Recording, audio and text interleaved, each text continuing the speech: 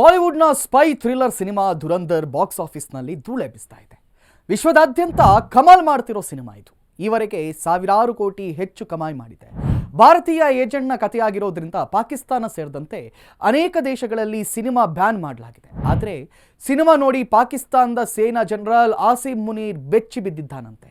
ಭಾರತ ಮತ್ತೆ ದಾಳಿ ಮಾಡಿದರೆ ಗತಿ ಏನು ಅಂತ ತಲೆ ಕೆಡಿಸ್ಕೊಂಡಿದ್ದಾನಂತೆ. ದಿವಾಳಿಸ್ತಾನದ ಸೇನಾ ಜನರಲ್ನ ಕಥೆ ಏನು ಅನ್ನೋದನ್ನ ಹೇಳ್ತೀವಿ ಈ ಸ್ಟೋರಿಲಿ. ಧುರಂಧರ್ ಎಲ್ಲಿ ನೋಡಿದ್ರು ಈಗ ಈ ಬಾಲಿವುಡ್ ಸ್ಪೈ ಥ್ರಿಲ್ಲರ್ ಸಿನಿಮಾದ್ದೇ ಮಾತು. ಆದಿತ್ಯದ ನಿರ್ದೇಶನದ ಈ ಸಿನಿಮಾ ವಿಶ್ವದಾದ್ಯಂತ ಸಿನಿ ಪ್ರೇಮಿಗಳನ್ನ ಮೋಡಿ ಮಾಡ್ತಿದೆ. ಚಿತ್ರದ ಸ್ಟೋರಿ, ಕಲಾವಿದರ ನಟನೆ, ಅದರ ಸೆನ್ಸೇಷನ್ ಎಲ್ಲವೂ ಕೂಡ ಸಿನಿ ಪ್ರೇಮಿಗಳಿಗೆ ಸಖತ್ ಇಷ್ಟವಾಗ್ತಾ ಇದೆ. ಪರಿಣಾಮ ಬಾಕ್ಸ್ ಆಫೀಸ್ನಲ್ಲಿ ಸಿನಿಮಾ ಧೂಳೆಬ್ಬಿಸ್ತಾ ಇದೆ. ಸುಮಾರು 300 ಕೋಟಿ ಬಜೆಟ್ನಲ್ಲಿ ತಯಾರಾಗಿರೋ ಈ ಸಿನಿಮಾ ಈವರೆಗೆ 1,000 ಕೋಟಿಗೂ ಹೆಚ್ಚು ಹಣ ಗಳಿಸಿದೆ. ಬಾಲಿವುಡ್ನಲ್ಲಿ ಈ ವರ್ಷ ಅತಿ ಹೆಚ್ಚು ಗಳಿಕೆ ಮಾಡಿರೋ ಸಿನಿಮಾ ಅನ್ನೋ ಫೇಮ್ ಪಡ್ಕೊಂಡಿದೆ ಈ ಧುರಂಧರ್. ಇದೊಂದು ಸ್ಪೈ ಥ್ರಿಲ್ಲರ್ ಸಿನಿಮಾವಾಗಿದ್ದು ಭಾರತೀಯ ಬೇಹುಗಾರಿಕಾ ವ್ಯಕ್ತಿಯೊಬ್ಬ ಪಾಕಿಸ್ತಾನ ಖತರ್ನಾಕ್ ಭೂಗತ ಗ್ಯಾಂಗ್ ಒಂದರಲ್ಲಿ ಸೇರ್ಕೊಂಡು ಹೇಗೆ ಅದರಲ್ಲಿ ಒಬ್ಬೊಬ್ಬರನ್ನೇ ನಾಶ ಮಾಡ್ತಾನೆ ಅನ್ನೋ ಕಥೆನ ಹೊಂದಿದೆ. ಇಡೀ ಸಿನಿಮಾ ಕರಾಚಿಯ ಲ್ಯಾರಿ ಅನ್ನೋ ಒಂದು ಪ್ಲೇಸ್ನಲ್ಲಿ ನಡೆಯೋ ಕತೆ ಮೇಲೆ ಆಧಾರಿತವಾಗಿದೆ.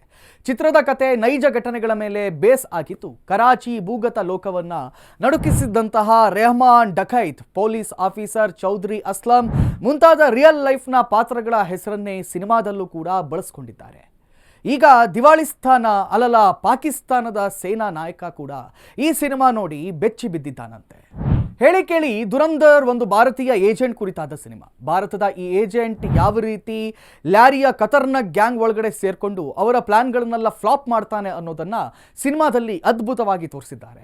ಭಯೋತ್ಪಾದಕರು ಪಾಕಿಸ್ತಾನದ ISI ಸಪೋರ್ಟ್ನಿಂದ ಯಾವ ರೀತಿ ಕೆಲಸ ಮಾಡ್ತಾರೆ ಅನ್ನೋದನ್ನ ಕೂಡ ಸಿನಿಮಾದಲ್ಲಿ ಎಳೆಯಾಗಿ ತೋರಿಸ್ತಿದ್ದಾರೆ. ಭಯೋತ್ಪಾದನೆ ಬಗ್ಗೆ ಮಾತನಾಡಿದ್ದಾರೆ ಅಂದರೆ ಅದರ ಪಿತಾಮಹ ಪಾಕಿಸ್ತಾನಕ್ಕೆ ಉರಿ ಹತ್ತದೇ ಇರುತ್ತಾ ಹೇಳಿ. ಇದೇ ಕಾರಣಕ್ಕೆ ಪಾಕಿಸ್ತಾನ ಸೇರಿದಂತೆ ಸೌದಿ ಅರೇಬಿಯಾ, ಕುವೈತ್, ಕತಾರ್ ಮುಂತಾದ ದೇಶಗಳಲ್ಲಿ ಬ್ಯಾನ್ ಮಾಡಿದ್ದಾರೆ. ಈಗ ಈ ಸಿನಿಮಾ ನೋಡಿ ಪಾಕಿಸ್ತಾನದ ಸೇನಾ ಜನರಲ್ ಕೂಡ ಭಯ ಪಡ್ಕೊಂಡಿದ್ದಾರಂತೆ. ಆಸಿಮ್ ಮುನೀರ್ ಸದ್ಯ ಪಾಕಿಸ್ತಾನ ಸೇನಾ ಮುಖ್ಯಸ್ಥ. ಇತ್ತೀಚೆಗೆ ಈತನನ್ನ ಪಾಕಿಸ್ತಾನದ 3 ಸೇನಾ ಪಡೆಗಳ ಮುಖ್ಯಸ್ಥ CDF ಅನ್ನೋ ಪಟ್ಟದ ಮೇಲೆ ಕೂರಿಸಿದ್ದಾರೆ. ಇದು ಪಾಕ್ ಪ್ರಧಾನಿಯ ನಂತರ ಅತಿ ಹೆಚ್ಚು ಇಂಪಾರ್ಟೆಂಟ್ ಇರುವಂತಹ ಪೊಸಿಷನ್ ಎನ್ನಲಾಗ್ತಾ ಇದೆ. ಸೇನಾ ಪಡೆಗಳ ದಂಡನಾಯಕನಾಗಿರೋ ಕಾರಣಕ್ಕೆ ಈ ಮುನೀರ್ಗೆ ಕೆಲವು ಸ್ಟೇಷನ್ ಫೆಸಿಲಿಟಿಗಳು ಕೂಡ ದೊರೆಯಲಿದೆ. ಈ ಹುದ್ದೆ 5 ವರ್ಷದ ಅವಧಿಯದ್ದಾಗಿದ್ದು ಮುನೀರ್ ಬಯಸಿದ್ರೆ ಅದನ್ನು ಮುಂದುವರಿಸೋ ಅವಕಾಶ ಕೂಡ ಇದೆ. ಜೊತೆಗೆ CDF ಸ್ಥಾನದಲ್ಲಿರೋ ಕಾರಣಕ್ಕೆ ಈ ಆಸಿಮ್ ಮುನೀರ್ ಯಾವುದೇ ರೀತಿಯ ಕೋರ್ಟ್ ಕೇಸ್ಗಳಿಂದ ಇಮ್ಯುನಿಟಿ ಇರುತ್ತೆ. ಅಂದರೆ ಯಾರು ಬೇಕಾದರೂ ಈ ಮುನೀರ್ ಮೇಲೆ ಕೇಸ್ ಹಾಕಕ್ಕಾಗಲ್ಲ. ಆ ಪೊಸಿಷನ್ ಮುನೀರ್ಗೆ ಇಂಥ ಸೌಲಭ್ಯ ನೀಡುತ್ತೆ. ಜೊತೆಗೆ ಪಾಕ್ ಸೇನೆಯ ಮುಖ್ಯ ಪೊಸಿಷನ್ಗಳಿಗೆ ಯಾರನ್ನ ಕೂಡ ನೇಮಕ ಮಾಡಬೇಕು ಅನ್ನೋ ಕಂಪ್ಲೀಟ್ ಅಧಿಕಾರ ಕೂಡ ಈ ಮುನೀರ್ ಬಳಿ ಇರಲಿದೆ. ಜೊತೆಗೆ ಪಾಕಿಸ್ತಾನದ ನ್ಯೂಕ್ಲಿಯರ್ ಬಟನ್ ಕೂಡ ಈ ಮುನೀರ್ ಕಂಟ್ರೋಲ್ಗೆ ಬಂದಿದ್ದಂತೆ. ಪಾಕಿಸ್ತಾನದ ಅಣ್ವಸ್ತ್ರಗಳ ಸಂಗ್ರಹ ಕಿರಾನ ಬೆಟ್ಟಗಳ ಅಡಿಯಲ್ಲಿದೆ. ಇದನ್ನ ಅಮೆರಿಕಾನೇ ನಿರ್ಮಾಣ ಮಾಡಿಕೊಟ್ಟಿತ್ತು. ಅದರ ಕಂಪ್ಲೀಟ್ ಕಂಟ್ರೋಲ್ ಅಮೆರಿಕದ ಬಳಿಯೇ ಇದೆ. ಆಪರೇಷನ್ ಸಿಂಧೂರ್ ವೇಳೆ ಭಾರತ ಈ ಕಿರೋನ್ ಹಿಲ್ಸ್ ಬಳಿ ಕೂಡ ದಾಳಿ ಮಾಡಿತ್ತು. ಇದರಿಂದ ಕಂಗಾಲಾದ ಪಾಕಿಸ್ತಾನ ಅಮೆರಿಕ ಬಳಿ ಓಡಿತ್ತು. ಎದ್ನೋ ಬಿದ್ನೋ ಅಂತ ಓಡ್ಕೊಂಡು ಬಂದಿದ್ದಂಥ ಅಮೆರಿಕ ಕಿರಾನ ಹಿಲ್ಸ್ನಲ್ಲಿ ನ್ಯೂಕ್ಲಿಯರ್ ರೇಡಿಯೇಷನ್ ಲೀಕ್ ಆಗಿದ್ಯಾ ಅಂತ ಚೆಕಿಂಗ್ ಕೂಡ ಮಾಡ್ತು. ಈಗ ಈ ನ್ಯೂಕ್ಲಿಯರ್ ವೆಪನ್ಗಳ ಕಂಟ್ರೋಲ್ ಕೂಡ ಇದೇ ಮುನೀರ್ ಕೈಗೆ ಹೋಗ್ತಿದೆಯಂತೆ. ಹಾಗಾಗಿ ಇನ್ನೊಂದೇ ಭಾರತಕ್ಕೆ ಪಾಕ್ ನ್ಯೂಕ್ಲಿಯರ್ ಬೆದರಿಕೆ ಹಾಕೋದು ಜಾಸ್ತಿ ಆಗಬಹುದು. ಪಾಕಿಸ್ತಾನ ಅನ್ನೋ ನೀಚ ದೇಶಕ್ಕೆ ಯಾವಾಗಲೂ ಭಾರತಕ್ಕೆ ನ್ಯೂಕ್ಲಿಯರ್ ಬೆದರಿಕೆ ಹಾಕೋದೊಂದು ಚಾಳಿ. ಭಾರತದ ಮೇಲೆ ಮೊದಲು ದಾಳಿ ಮಾಡೋದು, ಆಮೇಲೆ ಭಾರತ ರಿವೆಂಜ್ ತೆಗೆದುಕೊಳ್ಳುತ್ತೆ ಅನ್ನೋದು ಗೊತ್ತಾದ ಕೂಡಲೇ ಭಾರತಕ್ಕೆ ನ್ಯೂಕ್ಲಿಯರ್ ದಾಳಿಯ ಬೆದರಿಕೆ ಹಾಕೋದು. ಇದು ಈ ಹಿಂದಿನಿಂದಲೂ ಕೂಡ ಉಗ್ರಸ್ಥಾನ ಪಾಲಿಸಿಕೊಂಡು ಬಂದಿರುವಂಥ ಪಾಲಿಸಿ. ಈಗ ಈ ಆಸಿಮ್ ಮುನೀರ್ ಕಂಟ್ರೋಲ್ಗೆ ಪಾಕ್ ನ್ಯೂಕ್ಲಿಯರ್ ವೆಪನ್ಸ್ ಬಂದಿರೋದ್ರಿಂದ ಇನ್ಮುಂದೆ ಭಾರತಕ್ಕೆ ಈತ ನ್ಯೂಕ್ಲಿಯರ್ ಅಟ್ಯಾಕ್ನ ಬೆದರಿಕೆ ಹಾಕೋದು ಜಾಸ್ತಿ ಆಗ್ಬೋದು. ಭಾರತ ಅಂದರೆ ಕನಸಲ್ಲೂ ಬೆಚ್ಚಿ ಬೀಳೋ ಈ ಆಸಿಮ್ ಮುನೀರ್ ಈಗ ಧುರಂಧರ್ ಸಿನಿಮಾ ನೋಡಿ ಫುಲ್ ಉರ್ಕೊಂಡಿದ್ದಾನಂತೆ. ಮೊದಲೇ ಧುರಂಧರ್ ಅನ್ನೋದು ಭಾರತೀಯ ಸ್ಪೈ ಏಜೆಂಟ್ಗೆ ಸಂಬಂಧಪಟ್ಟಂತಹ ಸಿನಿಮಾ.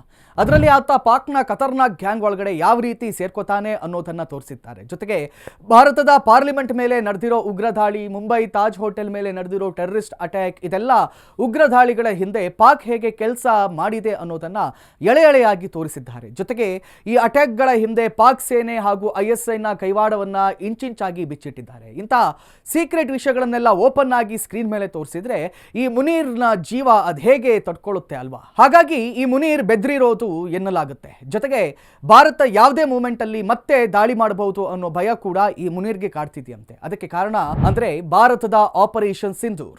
ಇದೇ ವರ್ಷದ ಏಪ್ರಿಲ್ 22ನೇ ತಾರೀಕು ಕಾಶ್ಮೀರದ ಪಹಲ್ಗಾಮ್ನಲ್ಲಿ ಭಯಾನಕ ಉಗ್ರ ದಾಳಿ ನಡೆದಿತ್ತು. ಪಾಕ್ ಪ್ರಾಯೋಜಿತ ಉಗ್ರ ಕ್ರಿಮಿಗಳು ಪ್ರವಾಸಿಗರ ನೆತ್ತರು ಹರಿಸಿದ್ರು. ಪ್ರವಾಸಿ ಪುರುಷರ ಧರ್ಮವನ್ನ ಕೇಳಿ ಕ್ಲೋಸ್ ರೇಂಜ್ನಲ್ಲಿ ಗುಂಡಿಟ್ಟು ಕೊಲೆ ಮಾಡಲಾಗಿತ್ತು. ಇದರಲ್ಲಿ 26 ಜನ ಅಮಾಯಕರು ತಮ್ಮ ಪ್ರಾಣವನ್ನ ಕಳೆದುಕೊಂಡಿದ್ರು. ಇದಕ್ಕೆ ರಿವೆಂಜ್ ಅನ್ನೋ ರೀತಿ ಭಾರತ ಪಾಕ್ ಮೇಲೆ ಆಪರೇಷನ್ ಸಿಂಧೂರ್ ಹೆಸರಲ್ಲಿ ಸರ್ಜಿಕಲ್ ಸ್ಟ್ರೈಕ್ ಮಾಡಿತ್ತು. ಇದರಲ್ಲಿ 100 ಟೆರರಿಸ್ಟ್ಗಳನ್ನ ಉಡಾಯಿಸಲಾಗಿತ್ತು. ಜೊತೆಗೆ ಅನೇಕ ಪಾಕ್ ಆರ್ಮಿ ಕ್ಯಾಂಪ್ಗಳನ್ನು ಕೂಡ ಇಂಡಿಯನ್ ಆರ್ಮಿ ಟಾರ್ಗೆಟ್ ಮಾಡಿತ್ತು. ಇದಕ್ಕೆ ಬ್ರಹ್ಮೋಸ್ನಂಥ ಸೂಪರ್ಸೋನಿಕ್ ಮಿಸೈಲ್ S-400ನಂಥ ಏರ್ ಡಿಫೆನ್ಸ್ ಸಿಸ್ಟಮ್ ಅನ್ನ ಭಾರತ ಯೂಸ್ ಮಾಡಿತ್ತು. ಇಂಥ ಯಾವುದೇ ಸ್ಟ್ರಾಂಗ್ ವೆಪನ್ಸ್ ಕೂಡ ನಮ್ಮ ಬಳಿ ಇಲ್ವಲ್ಲ ಅನ್ನೋದೇ ಈ ಆಸಿ ಮುನೀರ್ನ ತಲೆಬಿಸಿಗೆ ಕಾರಣ ಆಗಿರೋದು ವಿಷಯ.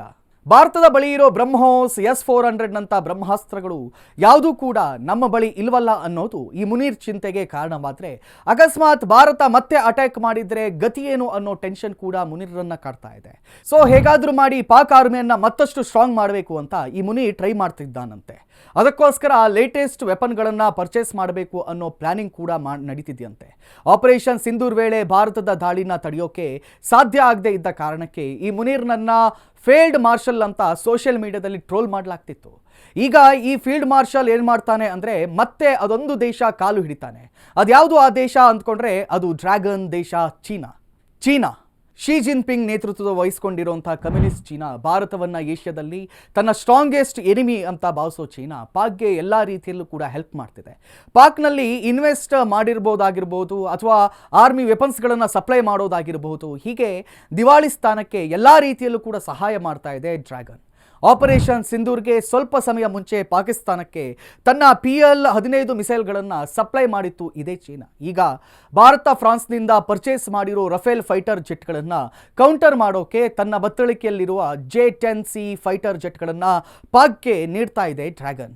ಜೊತೆಗೆ ಕೆಲವು ವಾರ್ಶಿಪ್ಗಳನ್ನು ಕೂಡ ಉಗ್ರಸ್ಥಾನಕ್ಕೆ ನೀಡೋ ಪ್ಲಾನ್ ರೆಡಿಯಾಗಿದೆ. ಹೀಗಾಗಿ ಈ ಫೇಲ್ಡ್ ಮಾನೀರ್ ಮತ್ತೆ ಚೀನಾದ ಕಾಲ್ ನೆಕ್ಕೋ ಪ್ರಯತ್ನವನ್ನ ಮಾಡಬಹುದು. ಇನ್ನೊಂದು ಕಡೆ ಭಾರತವನ್ನ ಕೌಂಟರ್ ಮಾಡೋಕೆ ಅಮೆರಿಕ ಕೂಡ ಪಾಕ್ನ ತನ್ನ ತೊಡೆ ಮೇಲೆ ಕೂರಿಸಿಕೊಂಡಿರೋದ್ರಿಂದ ಅಮೆರಿಕದಿಂದಲೂ ಕೂಡ ಮುನೀರ್ಗೆ ಏನಾದರೂ ಹೆಲ್ಪ್ ಸಿಗಬಹುದು.